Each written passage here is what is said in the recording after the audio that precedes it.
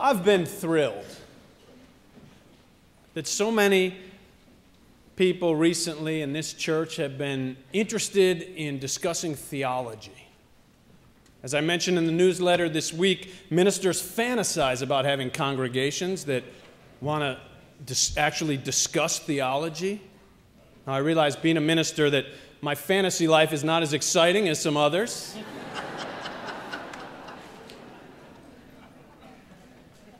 And of course, there are people who don't like to talk about faith because they think that faith is absurd or at least irrational.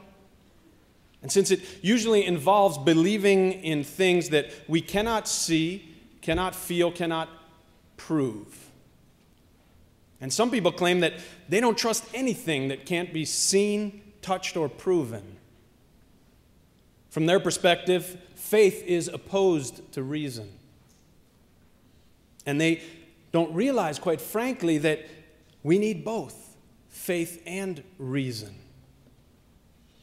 It's said that a disciple of Muhammad came to his master and said, "My faith in Allah is so great that I do not tie my camel, but have faith that he will not run away." To this, Muhammad replied, "Tie thy camel and then put thy faith in Allah." Faith is no substitute for reason. Faith is not an alternative to thoughtful and intelligent living. Yet there are a lot of things that we can have faith in that we can't see or prove, such as faith that no act of kindness is ever wasted, even if we can't see the results.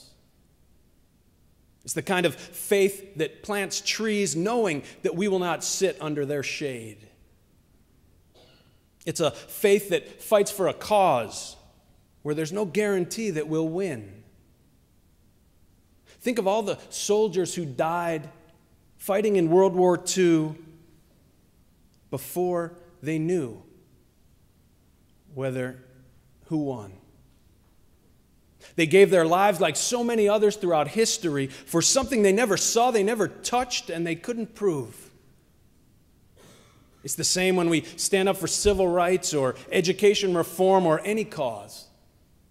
It's the same for grandparents who give all they can for their grandchildren, even though they rarely see how their lives will turn out.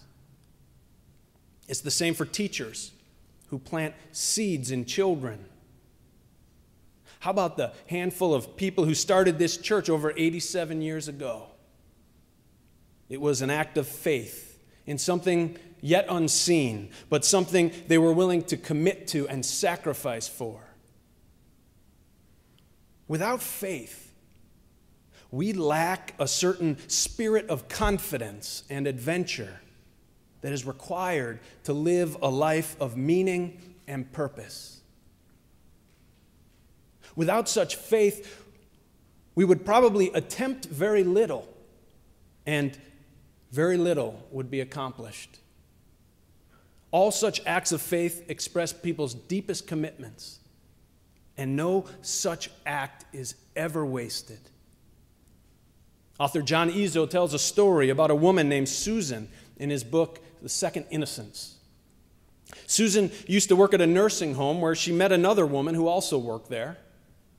This colleague of hers was one of those people who never seemed to be able to keep her life together. She was always having crises and money troubles and losing jobs, and she even developed a drug problem that she could not seem to quit. This woman with all these troubles was also the single mother of 2 twin girls. And a few times the girls were taken away from her by the County Department of Human Services due to parental neglect. Susan had befriended the woman when they were working together, and she stayed in touch with her even after the woman was fired. One day, Susan got a phone call from the mother, and she sounded panicked. Her 7-year-old twin daughters were going to a school dance, and they had nothing to wear. And she had no money to buy them dresses. Susan invited the woman over and said, "Let's go to the store and buy some fabric and make a couple of dresses." Susan recounts the experience, and she remembers that the woman was high on something and that she could hardly keep her hands from shaking. All the woman could do was help pin the fabric together. But they eventually finished and had time to take a picture of the girls in their new green dresses.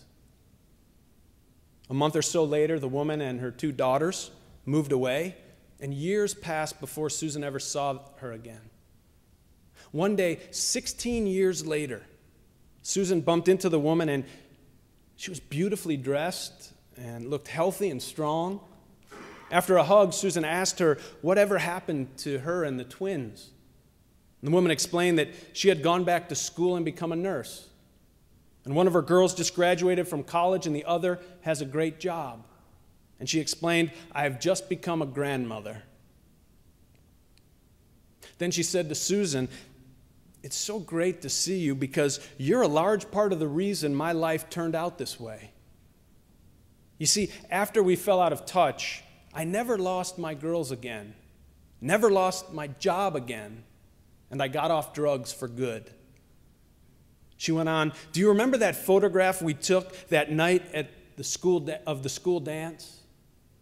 For 10 years, I kept that photograph on my refrigerator, and every time things got tough at work, at home, with temptations, I would just look at that photo and tell myself, if you can make those green dresses, you can get through this.